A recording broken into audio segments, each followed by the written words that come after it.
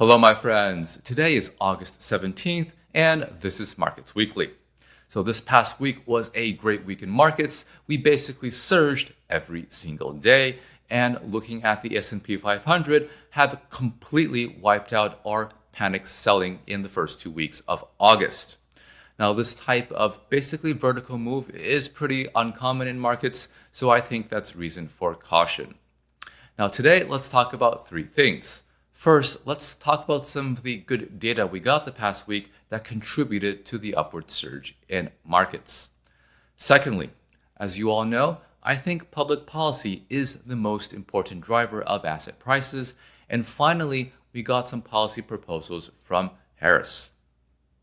It looks like she is in favor of housing, purchase subsidies, and also price controls. So let's talk about what that could mean for the economy. And lastly, what really stood out to me the past week was the surge in gold, which on Friday reached new all-time highs. Let's talk about what could be driving that surge. All right, starting with the data. So just for some context, the past couple years, the market has been paying very close attention to inflation data. Why? Because the Fed has been paying attention to inflation data. And when inflation comes in too hot, the Fed would hike rates, and inflation was coming in cold, the Fed would cut rates. Market really likes rate cuts, and so they really cheered low inflation data. But more recently, the market has become more concerned with a potential U.S. recession. On the last jobs report, we saw the unemployment rate tick up surprisingly to 4.3%, and that really freaked the market out. This past week, we got data that confirmed that disinflation is firmly in train, and also that there is less concern for a U.S. recession. Now, starting with the inflation data. Now, we got PPI, which was prices paid by businesses, and also CPI, a popular measure of prices paid by consumers. PPI, very benign, even cold, and CPI was also pretty benign. On a year-over-year basis, CPI was under 3%, so at 2.9%, the lowest it's been for some time. Looking at the underlying components of CPI, also pretty benign. Now, as we all know, what the Fed really cares about is not PPI or CPI, but PCE. Looking at the Cleveland Fed's inflation nowcasting, which, after we get PPI and CPI, is pretty accurate, the Cleveland Fed is forecasting a pretty benign PCE print as well. So taking that all together, now the Fed definitely has enough data over the past few weeks to feel confident that inflation is heading towards 2%, and they are definitely going to cut rates in September. Now, the market also firmly prices in a September cut as well. Actually, it's pricing in some probability of a 50 basis point cut, and it's pricing in 100 basis points of cuts throughout the rest of the year. Now, part of the reason why the market is pricing in so many cuts is because the market is concerned about a recession, which could push up the unemployment rate. Now, with respect to recession, the market got some pretty comforting news as well. It started with retail sales, which on a month-over-month basis has been higher than it's been for over a year. So, as we all know, the U.S. economy is heavily consumer-driven, so if the consumers are spending, there's less likelihood of a recession. Now, the good consumer spending data was corroborated by the earnings report from Walmart, again, a huge retailer, so they have their pulse on the U.S. economy. Now, Walmart, across the board, guided for high revenues, higher profits, and the market really liked it. Now, to be clear, some of their guidance is because consumers are retrenching, moving away from luxury brands to shopping at Walmart. But the market took the Walmart earnings as a positive note on the U.S. consumer and thus the U.S. economy. In addition to all that, we also got the unemployment claims data, which were okay. Now, a couple weeks ago, unemployment claims shot up. People were worried that maybe we're heading into a recession. Now, unemployment claims more benign. That again gives the market more comfort. So, taking this all in stride, the market seems to think that we are again in soft landing territory, and so it's not too worried. Whether or not that's the case, we'll find out as we get more data in the coming weeks, and especially as we get to hear what Chair Powell says at Jackson Hole next week, where we'll hear his take on the data.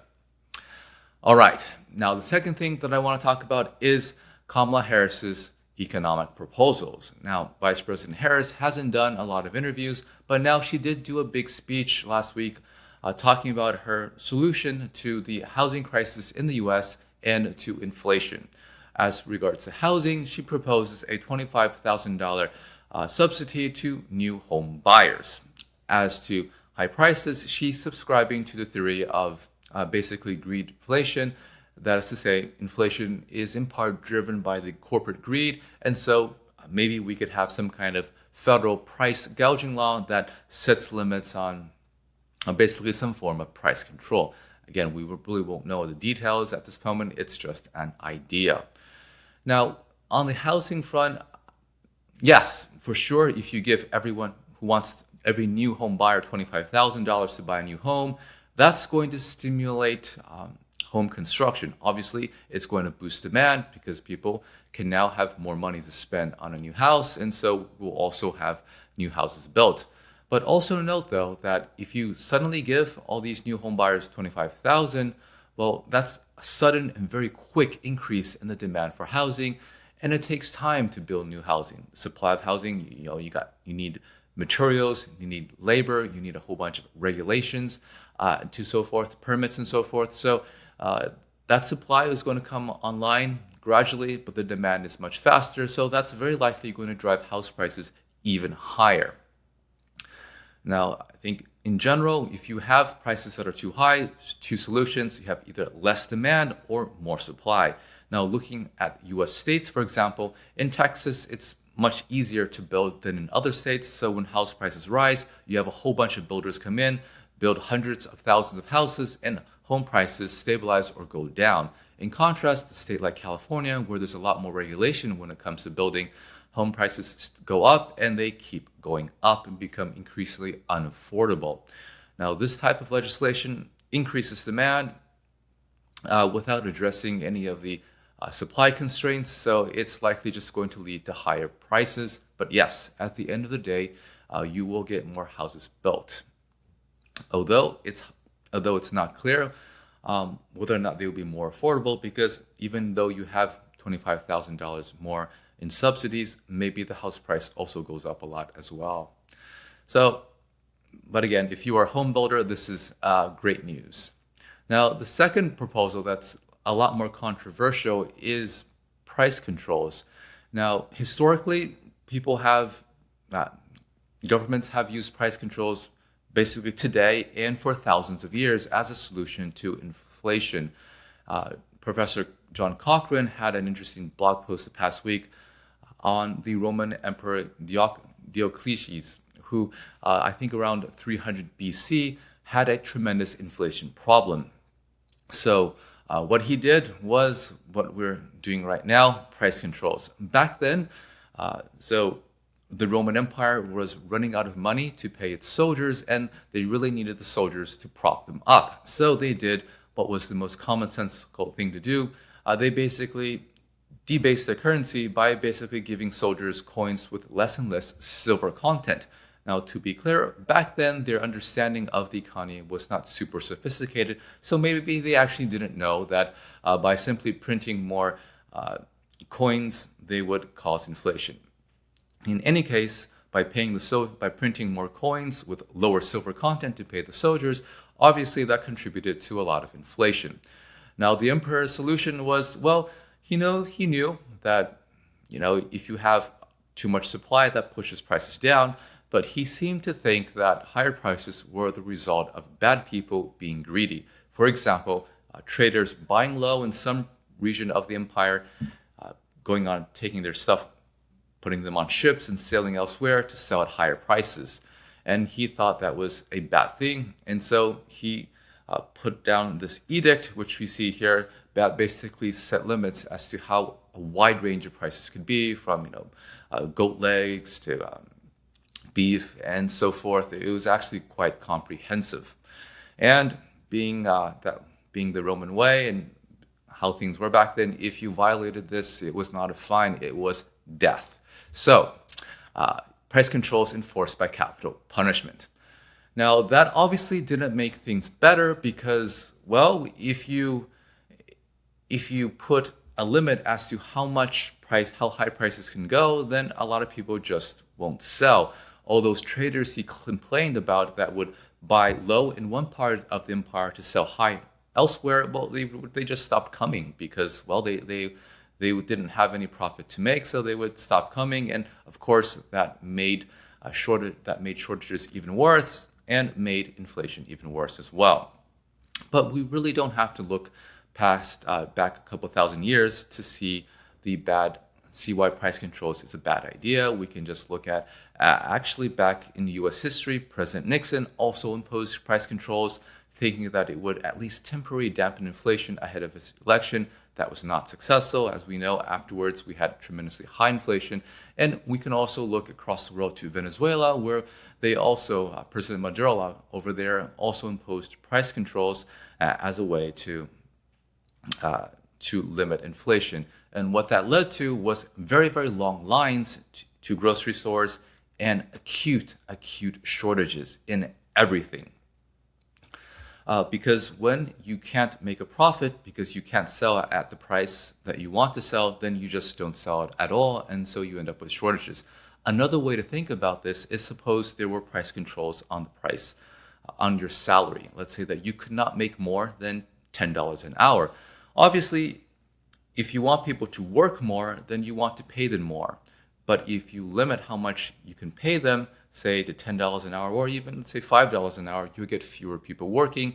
And if you get fewer people working, that means there's less of a supply for labor, fewer things produced, everything becomes more scarce. And the way that governments usually regulate this problem would be some kind of quota, where if you are friends with the government or have some kind of connections, you get the goods that you need. Otherwise, everyone else does not get anything. So again, back to what I discussed earlier, if you have prices that are too high, the classic response, less demand, which is what the Fed is doing with higher interest rates, or more supply, which could be through higher prices. Again, prices high, companies want to make money, then they go and they produce more.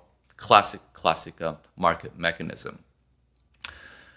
Price controls limit the increase in supply because it limits the amount of profits businesses can make, and always makes things worse. It's really surprising that Vice President Harris would have this kind of proposal. That is just so much evidence over and over again that it doesn't work. However, also good evidence that people always fall for it. So maybe it is a smart decision politically for her after all.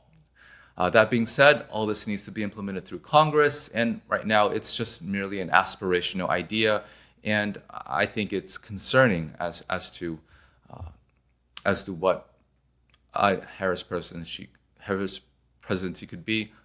Pricing controls basically guarantees stagflation. Okay, now moving on to our last topic, let's talk about gold. Now, gold really surprisingly surged on Friday, making new all-time highs. Now, as we discussed before, it's really hard to know what actually drives gold prices because there are so many potential drivers. Now, sometimes people point to the size of the Fed's balance sheet. Sometimes people point to the stance of monetary policy. Sometimes people point to geopolitical risk. Other times, it could be momentum, or it could be inflation, things like that. It's never quite clear. But looking at what happened the past week, I think what's driving gold, the past week at least, is the weaker dollar. Now, the dollar notably sold off with the euro above 1.1 again, heading into the end of the week, and the gold seemed to be tracking the weakening dollar and going higher. Now, the market is pricing in a substantial amount of cuts by the Fed, and I think the currency markets are interpreting that as smaller interest rate differentials between the US and other countries, and thus a weakening dollar, and thus higher gold. But of course, there are also other potential drivers as well. As we all know, there is ongoing geopolitical conflict in the Middle East as well as in Eastern Europe. Now, I don't think that geopolitical risks are the big driver in gold because the headlines we've got the past week seem to suggest less geopolitical risk, where there seems to be some negotiation between Israel and Iran for some kind of de-escalation. So that would suggest less geopolitical tension, unless, of course, someone knows something in the markets. Again, when it comes to geopolitics, if you are a big country, making a decision involves thousands of people, and so someone always knows and can act ahead in global markets like gold. So that is possible as well. Now, when it comes to monetary policy, we are definitely in a global rate cutting cycle, so it does make sense on that side for gold to rise. Global rate cutting cycle, easier monetary conditions, monetary metals like gold usually get a bid. Now, looking at the central banks, though, it's clear that over the past few months, at least according to official data, big buyers like China haven't been in the markets, so it doesn't seem like this recent surge is driven by central bank buying. Now, one last possible story is that the market reacted violently because it did not like the economic proposals of Vice President Harris, which, as I noted earlier, almost always leads to stagflation, shortages, and higher prices. And maybe the market is reacting to that. I don't place a lot of weight on that, though. It seems too much of a stretch. One other thing that I'll note is that markets like gold are very heavily driven by trend followers. And so when they see momentum, when they see something is going up, the strategy for these guys is to buy. And if you have gold in a very clear uptrend like that, you'll have a lot of these trend followers pile in, which makes the move go further to the upside. So a lot of possible explanations for gold. For me, again, I think the clearest, from my read, the clearest explanation is just the weaker dollar. So we'll see if that continues. Again, I think over the coming years, I'm very positive on gold, but again, gold can be volatile. Okay, so that's all I've prepared for this week. Thanks so much for tuning in. And remember to like and subscribe. And if you're interested in hearing my latest thoughts, check out my blog at fedguy.com. Or if you're interested in learning more about markets, check out my online courses at centralbanking101.com. Talk to you guys next week.